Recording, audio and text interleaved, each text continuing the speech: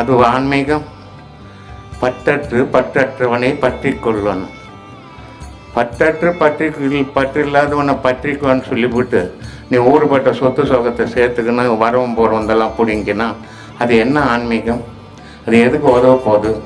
நீ எவ்வளோ வருஷம் வாழ போகிற? இப்போ சாமியாரங்கள்லாம் ஒரு புதுமையான ஒரு ட்ரிக்ஸ் எடுத்துக்கினாங்க. நான் 450 வருஷம் வாழ்வேன், 550 வருஷம் வாழ்வேன். செத்துப்பட்டா யார் போய் கேட்க போகிறான்? செத்தவொடனே ஏன்டா 550 வருஷம் வாழ்றேன், இப்போ செத்துப்பட்டு ஏன் வாடான்னு கேட்க முடியும்?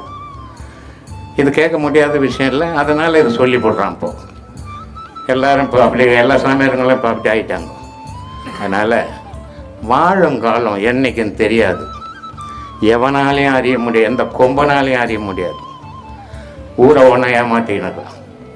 ஆனால் நீ வாழுங்காலத்துக்குள்ளே இந்த உலகத்துக்கு இந்த மக்களுக்கு என்ன சொன்ன, என்ன செய்த?